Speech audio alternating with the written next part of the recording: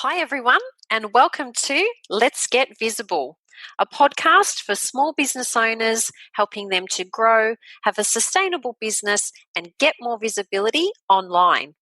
I'm Dawes Brown, and I'll be bringing you SEO and digital marketing tips, as well as interviews and conversations with other small business owners. So, let's get started.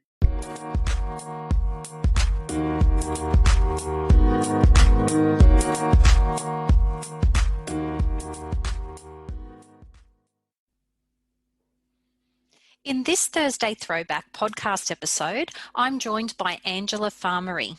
We recorded this session in 2020 and just had to add it to the favourites list. She's an accomplished career coach and job interview coach and has previously been a recruiter. Originally from Edinburgh in Scotland, Angela moved to Sydney in 1998. Her passion has always been helping people find a job and career they truly love. Her 15 years experience as a recruiter, reviewing thousands of resumes, has given her insider knowledge on what hiring managers and recruiters are looking for in a resume. Since 2012, Angela has been working as a career coach and trainer and has helped hundreds of ambitious executives, providing them with proactive career planning solutions to help them get their next job. As an ex-recruiter in both agency recruitment and internal recruitment, Angela's insider knowledge has enabled her to see what works on a resume and what doesn't, and to know what employers are looking for, giving her the skills to help people be fully prepared and confident in their career planning. She is passionate about partnering with her clients to help them unlock their true potential and achieve career success. Angela works with her clients to help them discover what's next in their career and then helps them develop a career plan that provides a step-by-step guide on how they'll get there. She ensures her clients are fully prepared for their next job interview whilst assisting them in creating a successful resume and powerful LinkedIn profile that gets them noticed. So, without further ado, welcome to the Let's Get Visible podcast, Angela. Yay! Thanks, Doris. Gosh, that was a very beautiful and very long introduction. It was a bit long. Gosh, yes, sounding very, very, very accomplished there. Thank you for that. You're very welcome. And you are very accomplished, which is why I was excited to have you as a guest on the podcast today. We have quite a bit to get through, but we recently connected through your own online journey. So wanting to use your website and some SEO to further elevate, the visibility that you had. And with that, I guess my first question is why you decided, after having such a extensive, background and experience in working with recruiters, what made you want to launch your own business? Yeah, okay, that's a good question. So I launched Mindful Careers in November 2018, and which is my own business. And prior to that, I'd worked for 6.5 years as a career coach within a recruitment company. So as you said before that, I'd been in recruitment for a long time, both big recruitment agencies and smaller ones. And I've also worked internally for Coca-Cola and Citibank. So I've always enjoyed helping people and advising people. And for me, there's nothing better than getting an email or a message from someone to say, I've got that job, Angela. It just makes my day, which is why I do what I do. I absolutely love it. So I suppose it was kind of really that eventually I was going to end up doing my own thing. I'd always wanted to do it. And then, the timing was right. I'd worked within a recruitment company for a while, and I just thought, it's time to move on and do my own thing. So, the name Mindful Careers I thought about years ago, and it very much relates to mindful as in being in that moment and really thinking about what you want in your career, and that you own it, you drive it, and you make stuff happen, basically. So, not worrying about what's happened in the past or what might happen in the future, but actually thinking about it in the here and now, which at the moment with the virus is probably more prevalent than ever. Yes. The name had been sitting locked. I actually wrote the name down about 4 years ago. Wow. Yeah, and then when I thought, I'm going to do this, and it's just gotten bigger and bigger. And obviously the culmination of the website through your huge help, it's really made it feel a lot more established and really given it a lot more gravitas, I think, as well. And just, being a small business owner, just to get my name out there is what it's all about now, really. So yeah, it was always going to happen for me. It was just a matter of timing. And now it feels like, I'm in my place, I'm in my space, and it's totally, I love it. Absolutely love it. Do you think there was something like a pivotal point that really pushed you to make that decision to launch Mindful Careers and be your own boss? I think what I was doing previously with then a recruitment company I really loved, and that was really what helped me change careers from being a pure recruiter into getting the opportunity to get into career coaching and training and facilitating workshops, outplacement ultimately as well. So yeah, I mean, a few things happened that sort of pushed me along to just do it maybe a little bit sooner than what I would have anticipated. But it was always going to happen, So it was meant to be. Absolutely. And what, I guess, have you seen as the main differences? So being now on the other side of the table, so previously as a recruiter and now sitting on the other side and helping people to identify what their strengths are, what their goals are, what they're looking to achieve in their next steps in their career. Like what, being on both sides and now I guess seeing it from that perspective would give you lots of insights.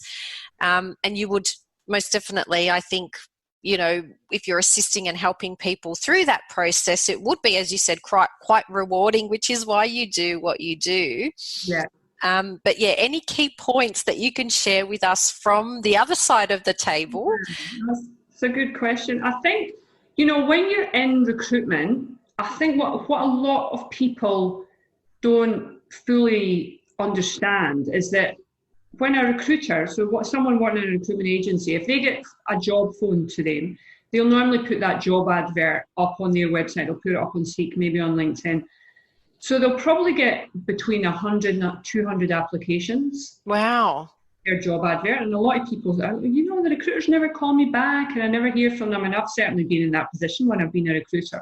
Yeah. So if I was handling anywhere from 3-4 jobs up to maybe 15 jobs, and I'm putting every single job on Seek or the equivalent, I'm getting thousands of applications, and you just cannot speak to every single person. And that's, at the minute, the recruiters that I know are all saying it's tripled the amount of applications. Wow.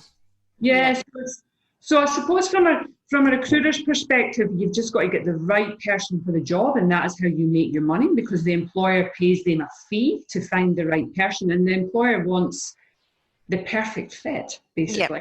Yep. Even although people can do the job, it's not that the recruiter's saying they can't do the job.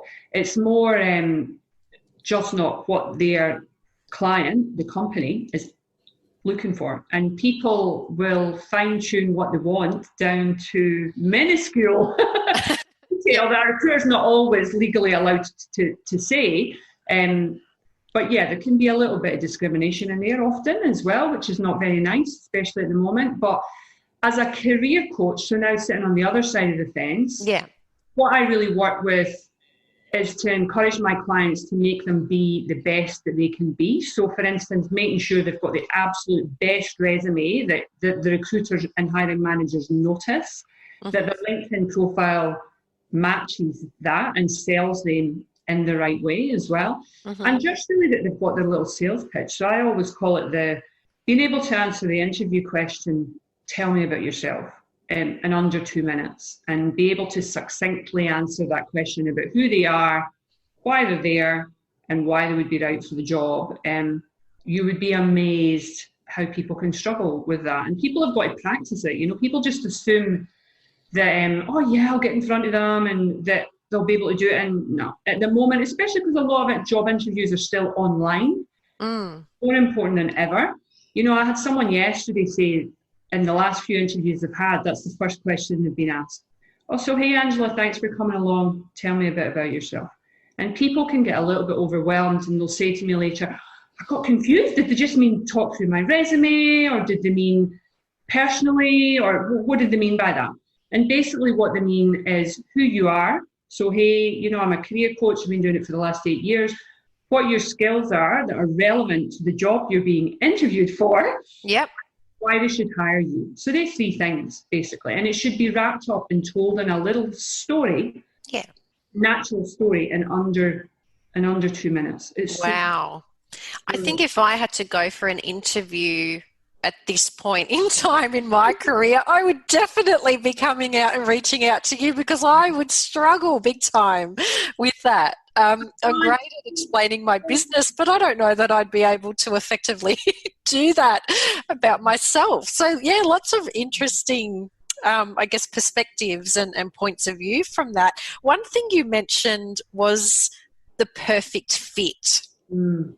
Is there such a thing as a perfect fit? Because I remember being on the flip side and being an employee, or, going for jobs, and that was one of the things I would read through the description of the positions and think, wow, that's a lot of stuff that they're looking for. Is there anyone that really does have all of these skills? Or am I just being too hard on myself and thinking, oh no, Dawes, you can't apply for that because you don't tick every single box that's in that description? So is there such a thing as being able to tick all of those, boxes? I suppose the idea of a perfect fit is really what the hiring manager's interpretation of that is. So they will have a job spec and they will have a skills list of what they're after. But ultimately, it's also whether they like the person that they're interviewing, So I've had people say to me over the years, I was getting interviewed and the interview was going well. And then what they feel sealed it was just something at the end. And often it's maybe that they've got the same interest. For instance, I remember a guy telling me about he was a diver, as in scuba diving. Yeah. And he had it as an interest on his resume at the end. So a qualified PADI diver. The person interviewing him said, "Oh wow, I'm a diver as well." And they started to speak about where in the world they'd been diving and wow, their favourite dive spots. And he said, "I'm sure that helped." He said, "Maybe not," but he said, "We just connected." Yes. And that's the thing. It's really that connection. People can be super rehearsed and prepared for the interview, but if they don't click with the person and they don't get on, then if they click better with the next person, they'll go with that person. I love the way that you've mentioned connection. Yeah, because really, I think in everything that we do, it's so important. You can attract a lot of applicants, but it is the ones that you connect with that are going to be that best fit within a team, or you can tell from their personality, what they're going to be like based on their interests, based on the conversation that you're having. So connection comes up quite a bit in a lot of the discussions and podcast interviews that I've recently had as well, because it applies to so many things, particularly in business and in life. It does. And if you think, nowadays when people apply for jobs online, there is a lot of what's called applicant tracking systems, ATS, which basically can sort a resume and fit it to the keywords of the job advert and then shortlist. Wow. That happens more and more, especially in the big companies. But if that's all it was about, then nobody would interview. Basically all they would do is let AI, artificial intelligence, sort through hundreds of resumes and say, here's your top 5, pick this one. But human element will always it will always be the final touch, basically. Love it. And that's up to the individual to make that connection. And that's why it's important to be rehearsed, be prepared, have rehearsed your answers as much as you can, but ultimately be authentic and be yourself and try and relax, hard as that is at a job interview, so that people can see who you really are. That's important. It really is. Yeah, love it. All right. Now, you've explained a little bit about your genius, so the best way that you help and serve your customers and your audience. You also mentioned the link between having an updated resume as well as having an updated profile on LinkedIn. Yeah. So can you share a little bit more about how you support your clients with both of those areas, so that as mentioned, they're matching and they're telling the same story? Yeah. So for me, I will attract individual clients and also small businesses for outplacements. Yeah. So that's when they're making people redundant, basically. But individually, when someone comes to me as a private client, they'll come to me normally for one of three reasons. Mm-hmm. So either they've lost their job, and they need, which at the minute is happening a lot. So they've lost their job and they need help. They want to change jobs, so they're in a job but they're not happy, or they just want to know what's next, or interview coaching. So interview coaching for either a job coming up, or just maybe because they've had 3 interviews in the last few months and they've not been successful, and they want some one-on-one coaching to prepare them to improve for the next one.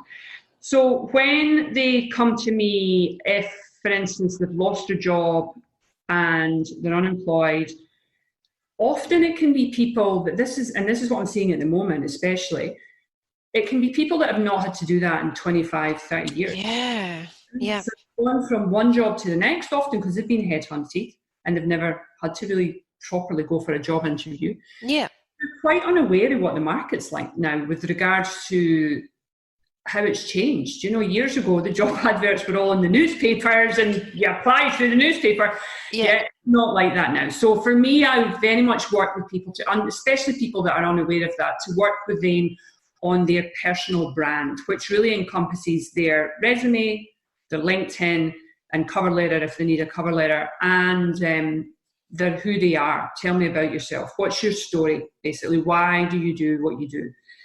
That's really important as well for people to sit down and figure that out, which can take a bit of time for some people. So having the resume done is the absolute first thing. It's super important that is what the market is expecting. It's a modern resume. It's laid out well. I always say with anyone's resume, I should be able to know what they do and all about their career just from looking at page 1.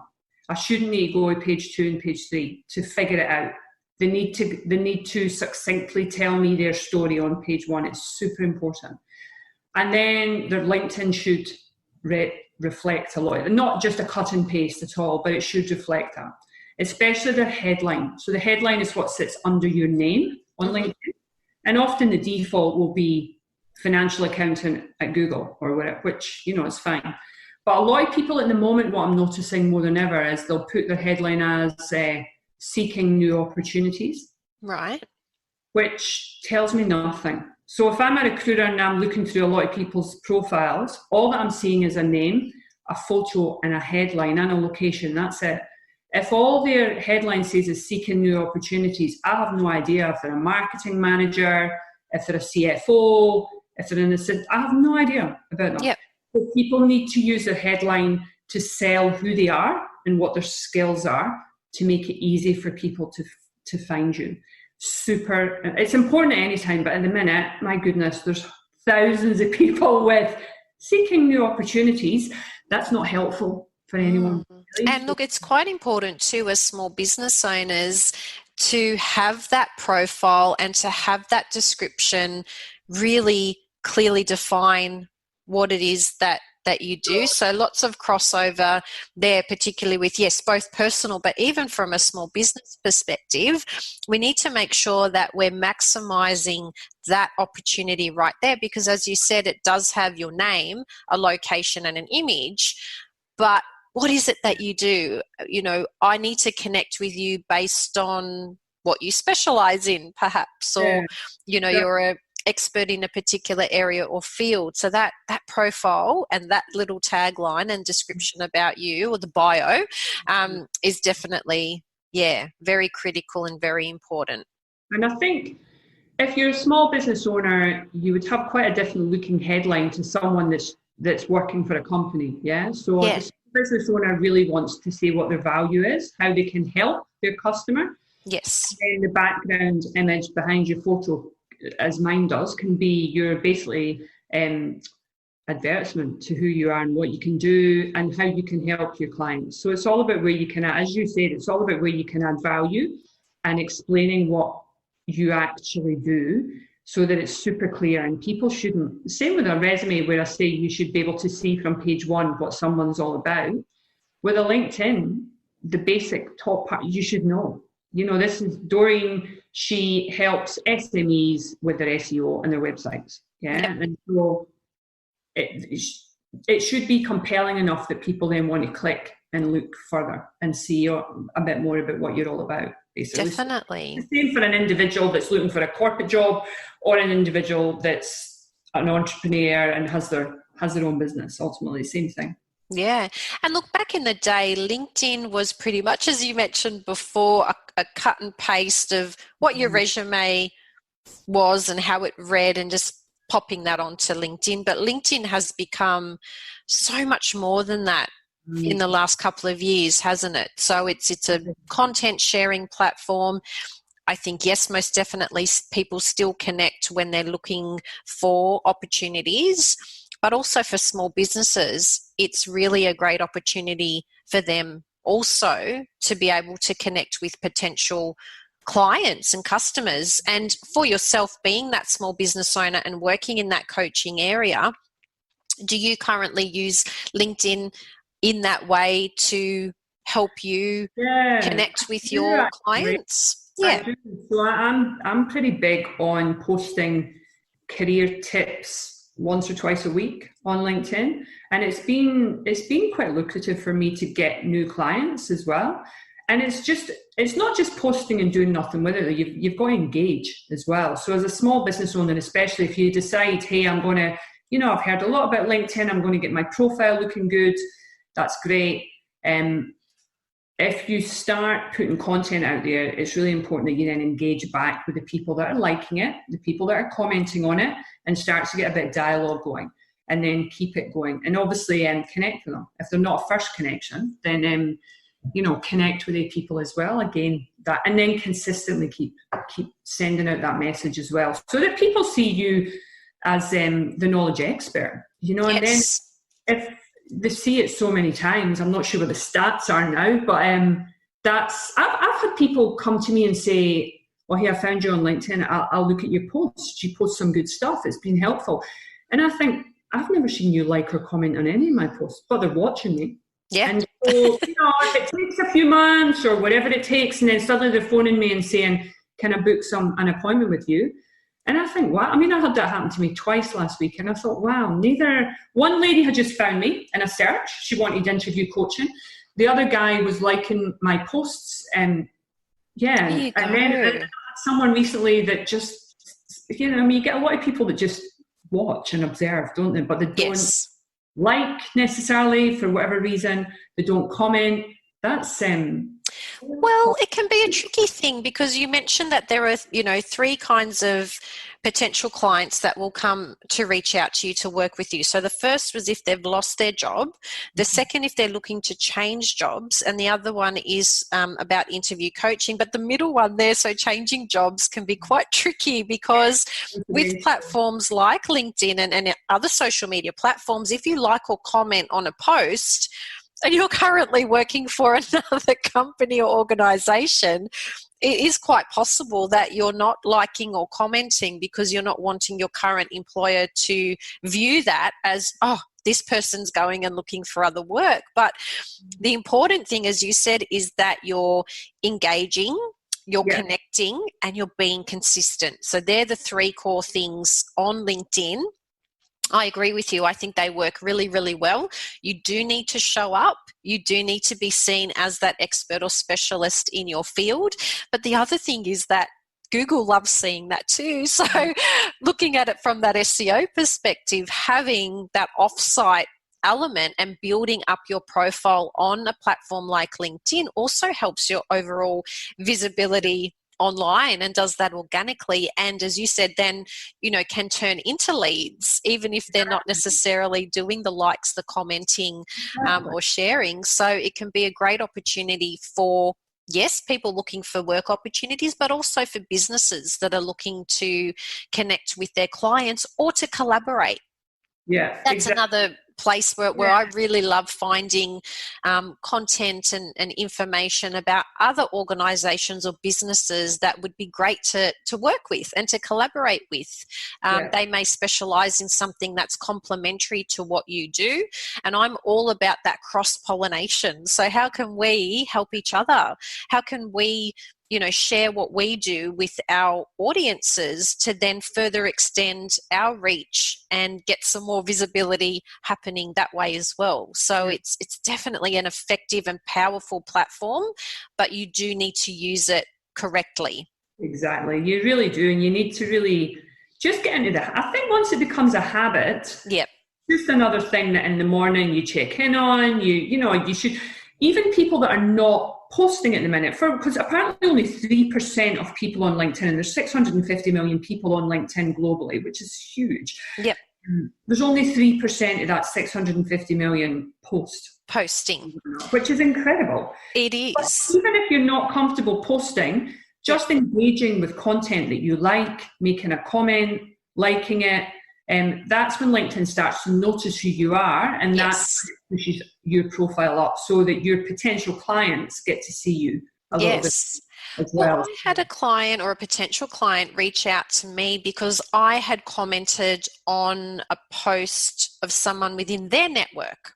So seeing my little name and my little photo pop up with my comment then made them want to reach out to me about what it is that I did. And I'm thinking, we're not even really part of the same network, but it's that degrees of separation.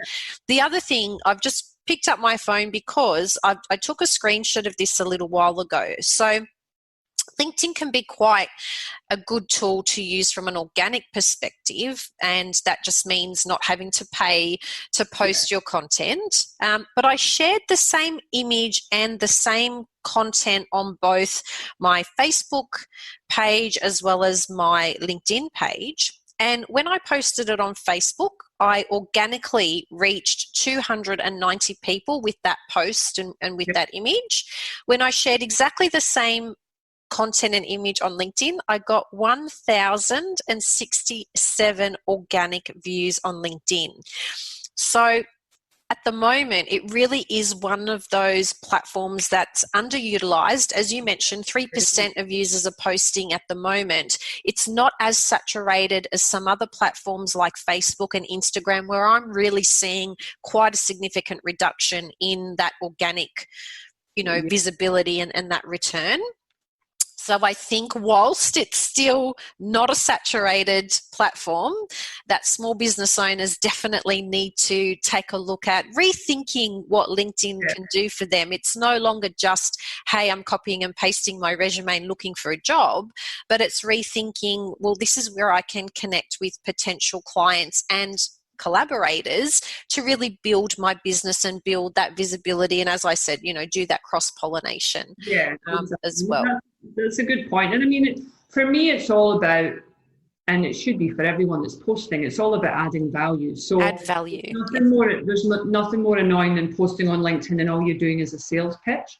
I mean, the career tips I'll post a couple of times a week are all about how to prepare for interviews, what a resume should look like. So I'm not sort of trying to push my courses or say, hey, do this. People quickly get bored with that. And no one likes being sold to. But the key, again, you've touched on a key thing, that adding value. I think if you come from a place of adding value, you are, in a sense, selling, but you're not doing it in an icky way. You're saying, well, these are the pain points. Here are some solutions for those pain points or questions. Then if you need any further help or support, they know that, again, you're that specialist and you're that career coach that they can come to and get that service from. But adding value, absolutely, online is a really key, definitely a key thing across the board. Now, in hindsight can be a great thing. Is there anything that you would do differently and why when it came to launching your own small business? I mean, for me, if I look back now, and obviously it's not been that long ago that I set up, but I probably would have done it sooner than what I've done. So my advice to anyone thinking about it is do it, basically. But what I would recommend, and if I had my time again, would maybe do this, I probably would set up as a side hustle. Mm-hmm. Yeah, while I was still in a job. Yeah. And get the basics going and have a clear plan on where I wanted to go with it and have it ticking along on the side before basically taking the plunge. So, but yeah, I think do it basically if you want to do it. But if in doubt, test it. Yes. What your plan is by using it, especially at the minute when the market's so all over the place. Yeah. Test it as a bit of a side hustle if that's possible. Yes. To see what sort of response you're getting from it as well. But yeah, that for me would be the only thing. I think, I mean, I set it up November 2018. For various reasons, it was a bit of a slow start. So yeah, it probably is where I am at it now. I maybe could have gotten there maybe 6 months sooner, but you know, you learn other things along the way, don't you? So I'm a big believer in what's meant to happen will happen, but you've got to drive that and make that happen for you, basically. Yeah. And a common thing or question that we all go through when we launch a business, particularly at the very beginning, is that we've got this business idea, we've thought about a name, and then we're trying to get it moving and get it going. And I think we've all gone through this where we're like, is it actually going to happen? Am I going to see success from this, or is there going to be cricket? So when you did launch in November 2018, was there anything in particular that really helped you find some momentum in starting to connect with the right clients, the right audience? Apart from the online aspect, was there anything else that you could share as a tip that really helped you get out there and get the word out there about your Mindful Careers business? I think for me initially, I spent the first few months very much getting out and face-to-face meeting my existing network. Yep. Obviously, I used LinkedIn to remind me, you know, who to go to. But I met everyone for coffees. I met everybody for face-to-face. I didn't just sit there pinging emails or making phone calls. I actually made the effort to be, for me, you know, it was the city. So I was in the city maybe twice a week, and I would have consistent meetings lined up. And I would just ask people's advice. I'd say, this is what I'm doing, this is what I'm thinking, and I would get their ideas. And then that really helped mold really what my business ultimately has become. Yeah. That I've now got on my website. So all of that really helped me early on. And then really thinking about, I thought, well, okay, that's all fine, but I'm probably not going to make me much money in the beginning. Yeah. So I suppose, thing to make a bit of money was to actually approach the big outplacement career transition companies who I know take a lot of contract coaches on. And I approached all of them. I met all of them just through my own network. I cold called or I emailed and I met them all. And then I got some work, which I'm still now doing actually, for Audrey Page, which is a big outplacement firm. And I've been working with them since last June. So that was a nice way to earn some consistent money and also build my knowledge and build my client base and network. Love it. Well, yeah. So love it. It's having other options, isn't it? Not just and then, because you're talking at least a good 6 to 12 months, I think, before things consistently start to, sometimes longer, depending on what business is. Yep. So you've got to have other avenues. And I was very clear on that. I had 3 avenues when I set up. I drew it on a little mind map. So I had my own private clients. I had the outplacement, which I got through, and still have, through Audrey Page.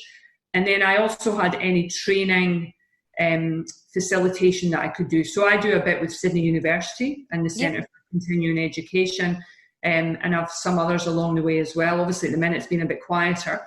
But I had 3 ways to make an income, not just me and my little business. It was things. And coaching.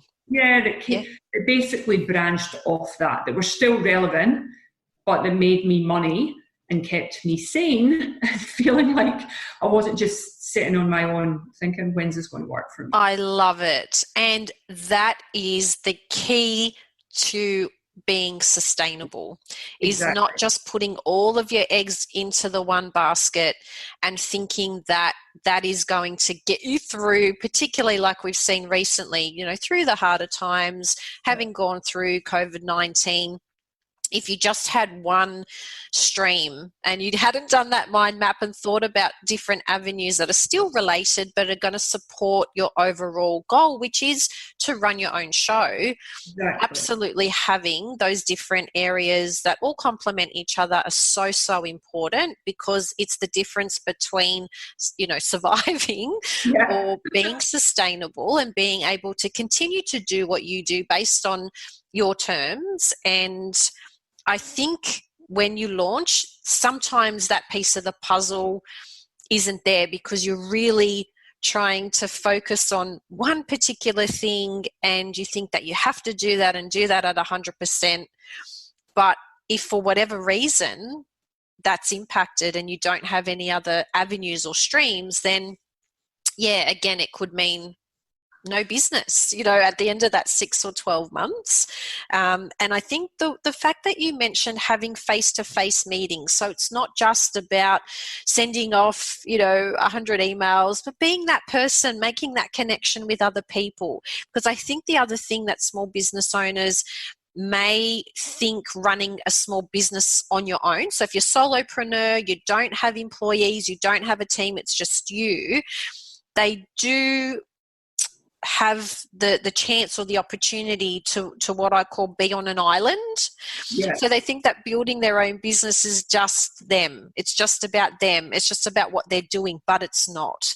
Building your business is the result of lots of love and support and, you know, care from not just yourself, but the other people within your circle, within your networks, who are going to give you, as you mentioned, that advice. So ask for help, ask questions. You don't need to be on an island, and it certainly doesn't need to be an isolating experience, but you've got to put yourself out there to make sure that you're also sharing your ideas and what it is that you can do to help others as well. Yeah, I mean, so a few months in, I engaged a business coach. Yep. And I met with her every month for about 10 months. And that was super helpful for me. Kim McGuinness, her name is, and she was awesome. She worked specifically, her company's solo CEO, and she works specifically with people like me that are basically doing their own thing. And it was really helpful to just bounce ideas off, especially around the marketing side and, you know, setting things up. I mean, I knew that I had to have other avenues to make income, as I said, but it was just good to really have the support. It's so important. To try and just do it all yourself, it's really tough, you know, for anyone going out on their own. Anyone that does their own thing is so brave to take that plunge, but you need to have a strong, consistent support network. It really makes a massive difference, massive difference. And makes you want to enjoy it and keep doing it. I mean, nobody wants to have a business and be a year or so in and think, oh, I hate this. You know, that's the worst thing. You want to be getting up every morning and thinking, I love it. I love being my own boss and I love what I do. Yep. And you're not really going to achieve that if you've got a lot of support around you, I think. You know, agree.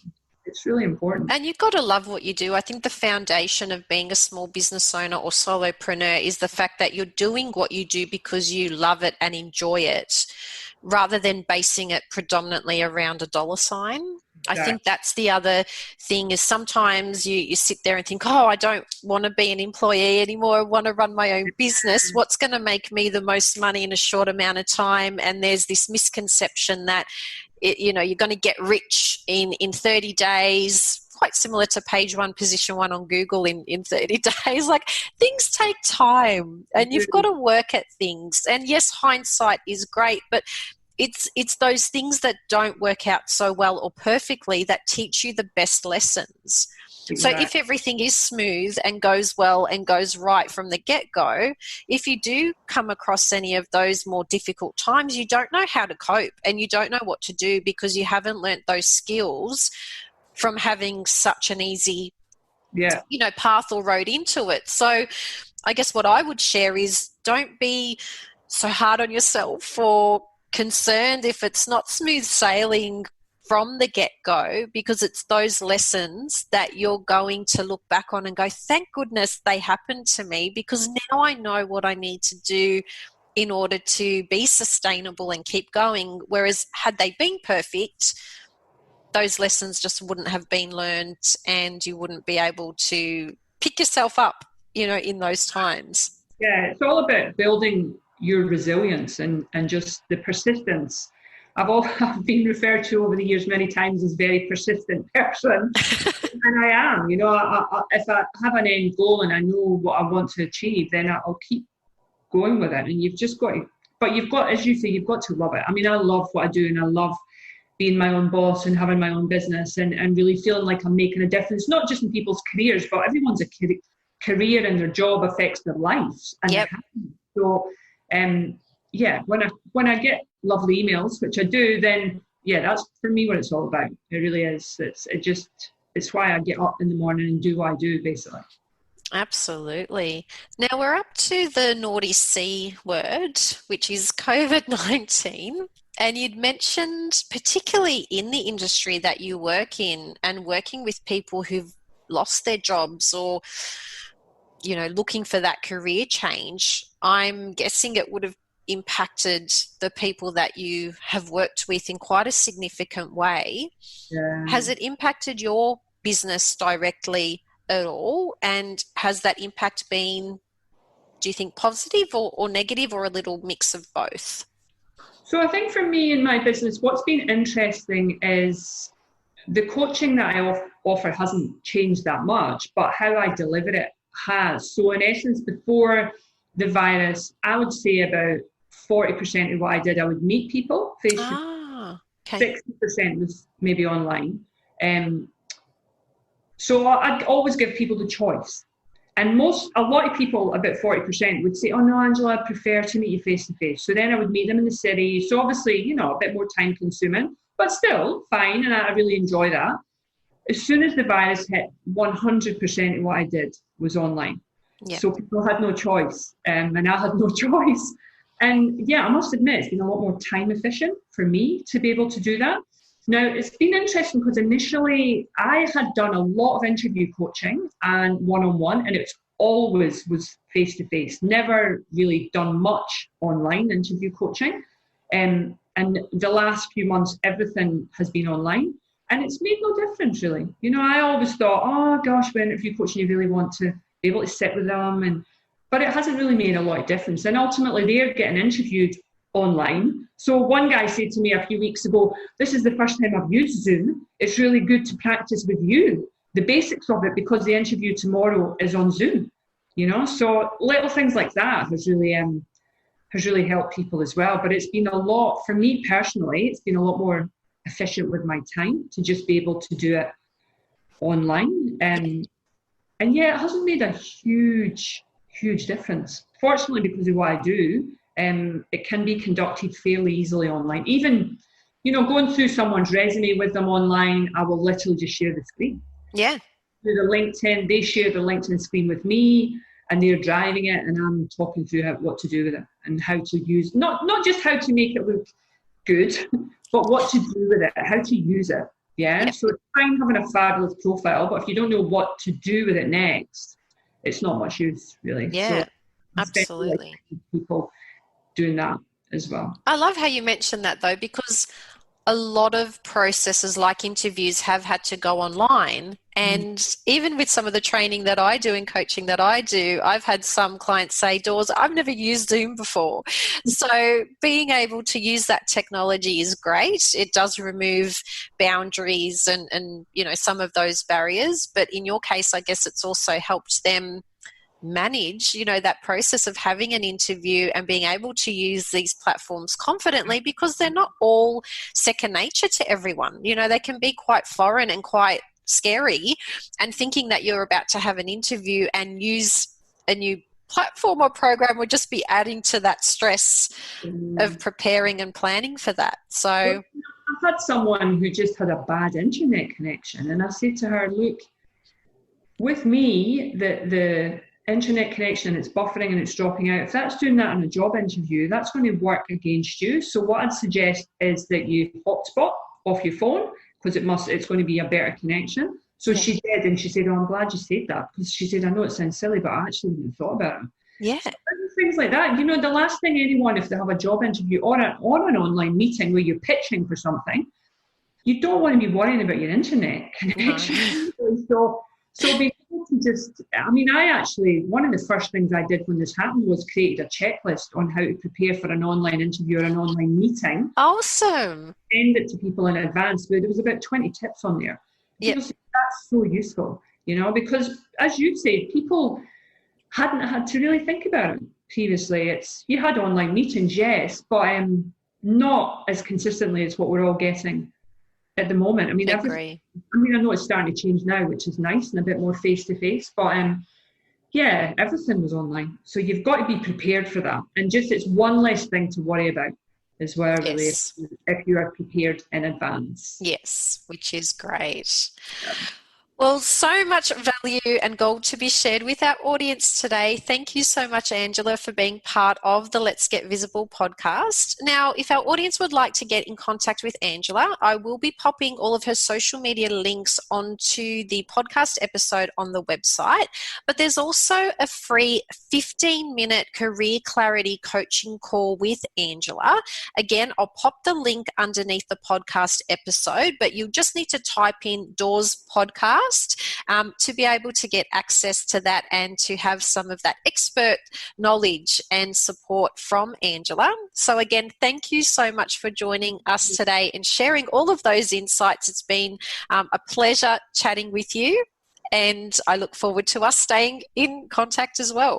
Thank you so much for having me. It's been lovely to talk with you today. Thanks so much. Wonderful. Thanks so much, Angela. Thank you. Bye. Thanks for giving this show a listen. And don't forget to leave your feedback and rating, as this would make me very happy.